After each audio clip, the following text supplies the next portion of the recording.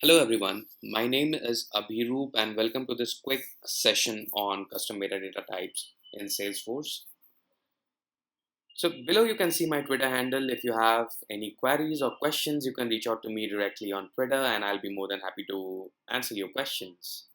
So without a further ado, let's get started and see what custom metadata types are in Salesforce.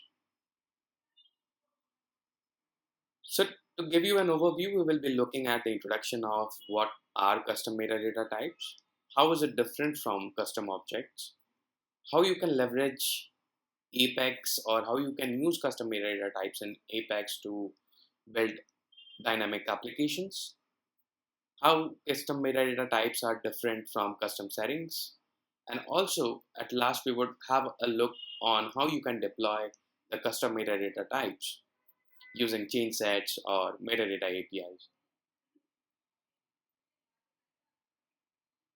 So whenever you create a custom object in Salesforce, you might have noticed that the API name would have a suffix of underscore underscore C, right? Whereas in case of custom metadata type, or when you go ahead and create a custom metadata type in Salesforce, the suffix would have a value of underscore underscore MDT appended to the label name. So MDT represents nothing but the metadata type, and apart from it, the major difference which you would notice is that custom metadata type is basically memory cache based, application memory cache based. So whenever you are trying to build dynamic applications with lots of configuration data where you want to have control over the execution of your code using the configuration data, that's when you would consider using custom metadata types, right? Because it also doesn't count against the SQL governor limits. So any of the data which you query to have control over the execution of your code or to have control over the logic of your application would be considered and won't be counted against the SQL governor limits. That is one of the key differences when you compare custom metadata types and custom objects. Apart from that, the records for a custom metadata type can be created by clicking on the managed records button in the custom metadata type. Normally for a custom object, you would go ahead and create records using the tab over the UI. Here you would have to open the custom metadata type record and also click on the manage records button. You can also use data loaders or APIs to insert records. That's also supported. But basic difference is when you try to retrieve records from the custom metadata type, it is faster, efficient, and performant. When you're building a scalable application, or if you are building an application which has lots of data and you want to have control over the execution of your code, then you should go for custom metadata types, right? Also, custom metadata types are used to store key sensitive informations like tokens, access token values, client ID, client secrets, etc. So whenever, let's say, you have to store, or if you are integrating your Salesforce with any other external systems, and for the external system to authenticate, if you want to store the value safely in a place and also leverage it in Apex, custom metadata types are a good way to store the values, because you can create a protected custom metadata type component and store the values.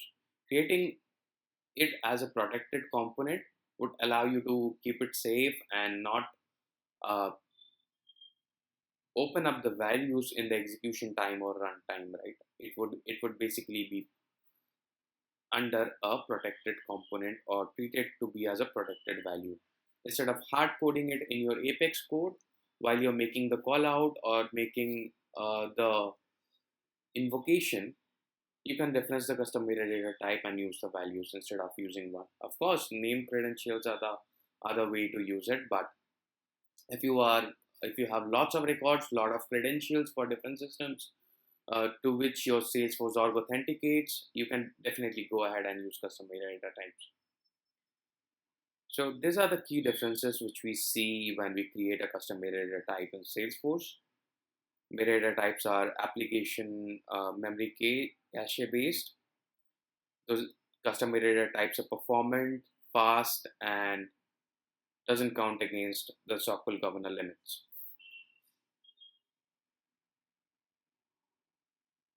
So let's go ahead and create a custom metadata type in our Salesforce org, and later on we will also try to retrieve it in Apex and also see how we get the values right. So here I am in my developer org. So what I'll do is I'll quickly head over to setup and I'll search for custom metadata types.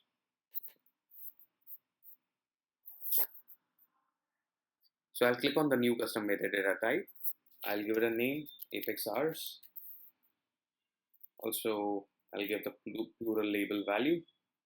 So before saving, you would see that there are a couple of options here. So by default, this checkbox would be selected where all the Apex code and APIs would be able to access your metadata.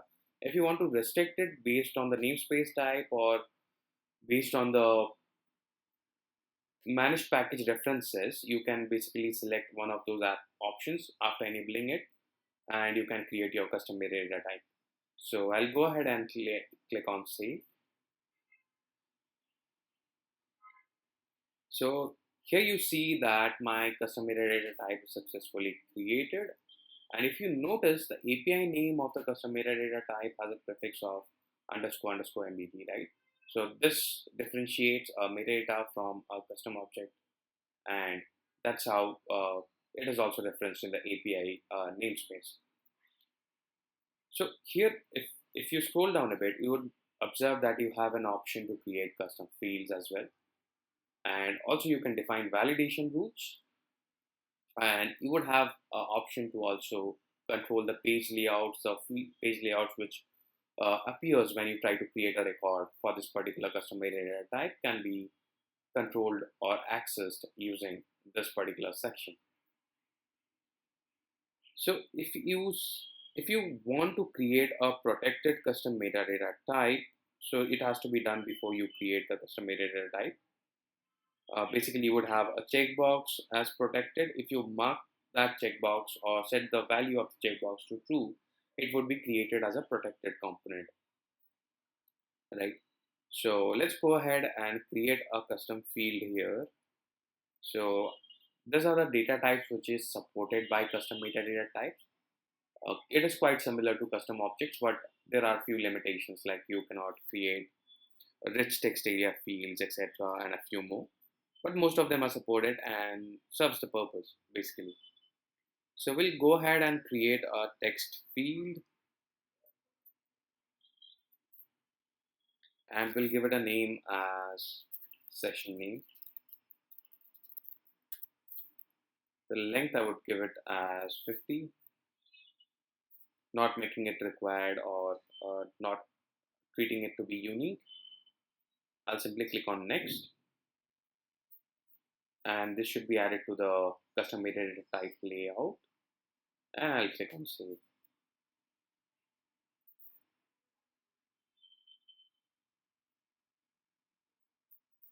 Okay, looks like I already have a field created. So yeah, so looks like it has already been created. So it's time for us to go ahead and check how we create records in custom metadata types, right? So when it comes to a simple record or a custom object, if you have to create a record for a custom object, you would simply head over to the tab and you would create the record, right? So in this case, I would simply go to the accounts tab and I'll just click on new and I'll enter the values, and when I click on save, I'll have my record created, right? But when it comes to custom metadata types, you can create records by going to the custom metadata type section and clicking on the manage record buttons.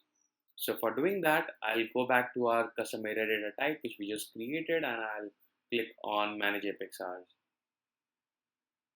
You can also create records for custom metadata types using data loader or any APIs like REST and SOAP to insert records. You can also leverage bulk APIs to insert records. That is also an option. So I'm creating it using the UI. So I just clicked on Manage Records, and here I see is a new button. So I'll click on the new button here, and I'll give this record a name. Let's say LWC session 1, and I'll just click this save. So here also you would have an option to select it as a protected component. So if you select it to be a protected component, it can be only accessed in a managed package or within the namespace, right? You can further check this information on the developer articles, which is available on developer.salesforce.com. So I'll just go ahead and save this record. Now I'll go back and check whether the record is successfully inserted or not. So here I am. Here is my custom metadata type, and I don't see any records here. But in order to view the records, you will have to navigate to the Manage Records page again. So I'll click on Manage Apex hours, and I should see the record here. So far so good. What I'll do is I'll quickly go ahead and open my developer console. So next what we would do is we would check how we can access custom metadata types in Apex. So basically we have the system methods which we can use to access the custom metadata types in Apex class or in our Apex code. So these are the standard methods which we can use to get the records and also the custom metadata types values in Apex. The method get all returns a map of values where the key is the developer name of your custom metadata type and the values would be the number of records or the records which you have stored in your custom metadata type. So the getAll method returns a map of developer name and a pair of values. Developer name is the key and the records would be the values. If you want to access any specific record from your custom metadata type, you can do it by using the getInstance method, where you can specify the record ID as a parameter and you should be able to access the values in Apex. Another method which is available and can be used to access custom metadata types by developer name is the getInstance method. If you want to access your custom metadata type by referencing the developer name, you can do it using the getInstance method. Now the major differences which you would notice when you're developing a dynamic application and using custom metadata types would be about the runtime and execution time. If you are using normal custom objects, you would see a difference on the runtime aspects. So if you are using custom metadata types, the runtime would be gradually lower. And if you're using custom objects, you would see the runtime of your application would be a little higher. So that's the reason you can consider these aspects about runtime, execution time, and also the query performance retrieval. If your data is huge and if you have to scale your app, you can definitely consider uh, this checkpoints before developing your application, right? Because custom metadata types are much more efficient when you compare it with custom objects or custom settings. So let's go ahead and check how we can retrieve the values in our Apex or Apex class. So I'll open the anonymous window, and what I'll do is I'll just create a list. I'll create a list of Apex hours. It should be similar to creating a list of custom object or list of object that you do, right? So I'll just create this list.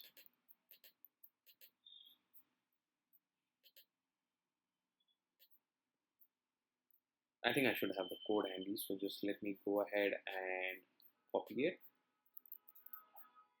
Here I am.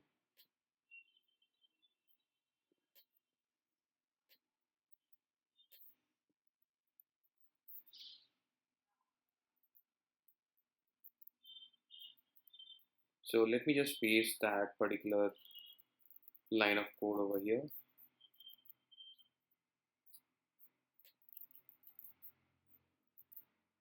So yeah, what I did was I just created a list of the particular metadata type. I gave it a name, and here I'm using the getAll method to retrieve all the values from my metadata. So if you see, the getAll method would basically return a map of key value pair where the key is the developer name and the values would be the values of your records, or the records basically from your custom metadata type. So what I'll do is I'll just go ahead and execute this particular line by clicking on execute highlighted,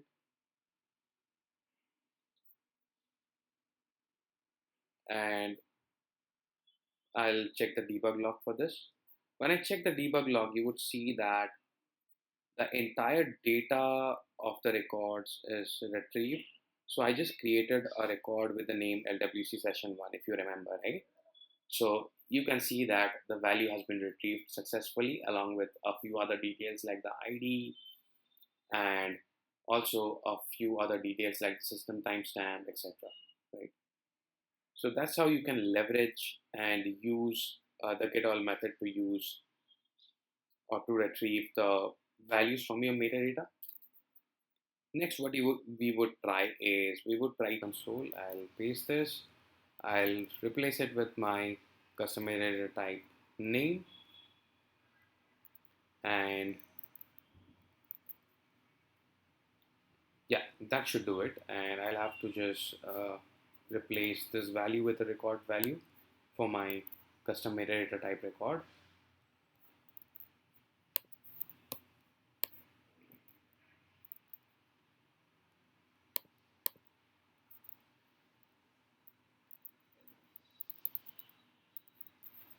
Yeah, I think we are good, and we should be getting the values since we have specified the record ID as well. So let's go ahead and execute this particular line.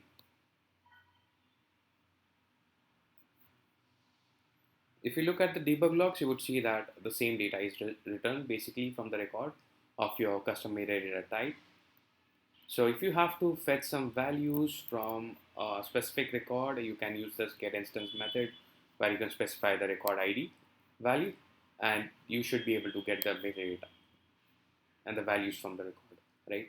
So this since this only supports a single record ID value, here a list won't work, and you will have to create a single instance of your custom metadata type object and retrieve it here. The other method is to get the values by developer name. So that you can do by simply replacing it with the method get developer name, where you can specify the developer name as a parameter and you can retrieve the values, right? So these are the standard three methods which is used in Apex to retrieve the values from custom metadata types. So we'll move ahead and see next how we can deploy custom metadata types, right? So here I will be using chain sets and not metadata APIs or any other tools like Workbench or Data Loader, which interacts with our Salesforce platform via metadata API. I'll use chain sets, which also leverages metadata API, and we'll see how we deploy custom metadata types from one org to another. So I'll go back to my demo org and I'll search for chain sets. I'll choose outbound chain sets because I'll have to make a deployment. I'll click on continue and I'll click on new. I think I already have an existing chain set, so I'll just add those components over there.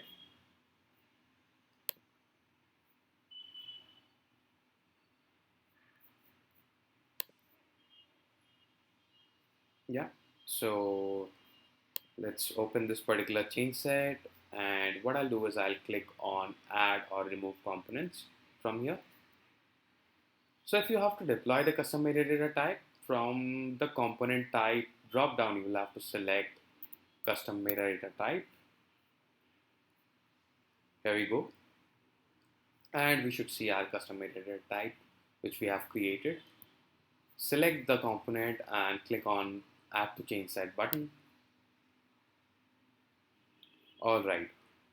So looks like we have added our component here, right? But what about the custom field which we created in our custom metadata type? Will it be automatically added? No. So what we'll have to do is we will have to basically add it manually. And if you ask what about the records, will the records be added automatically in the change sets and will be deployed automatically? No. You will have to add those components along with some custom fields which you have created, and also the records has to be added to the change sets manually. So if you see, the deployment procedure is a bit different when you compare it with normal custom objects or normal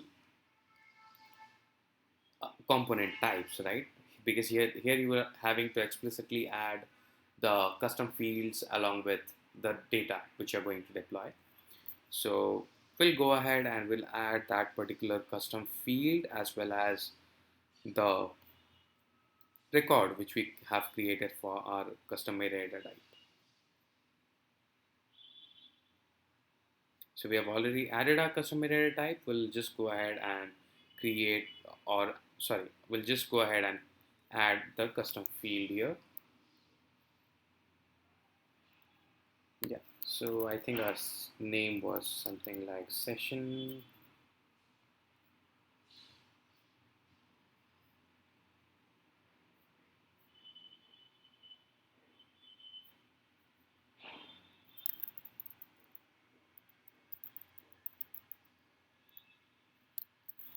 Okay, let's quickly check what is the name that we gave for our custom field for our custom metadata type, and we should be able to add it.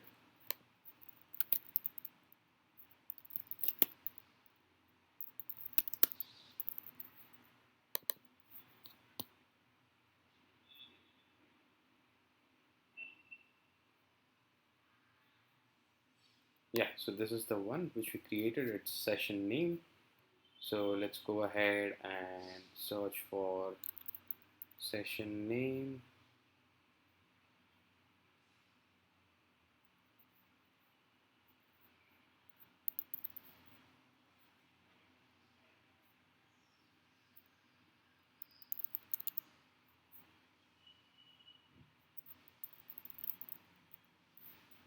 Yeah, here you go. So we have the session name field here, and if you see, the type is Apex hours. There's nothing but represents the type or the object name. Here in our case, it is the Apex hours metadata type. So I'll go ahead, select this, and also I'll click on add to change set so that it's added to the change set. Now, if I have to deploy the data along with the custom metadata from my lower environment to a higher environment, I'll have to add the data here in this change set. So if you have to add the data, what you can do is you can simply click on add again. And if you notice, there is a component type created as Apex hours. So whatever the name you specify or give it to your custom metadata type, you would see a component appearing here. You will have to select that particular component and you should be able to see your record. So once you do it, select the checkbox and click on add to change set. So we have finally added all the components necessary to perform the deployment. That is the metadata type itself, the custom record which we created in our metadata type, the field, the custom field which we created, and the metadata itself, which we added in the earlier stage, right? So that's how you deploy a custom metadata type from one environment to another using change set.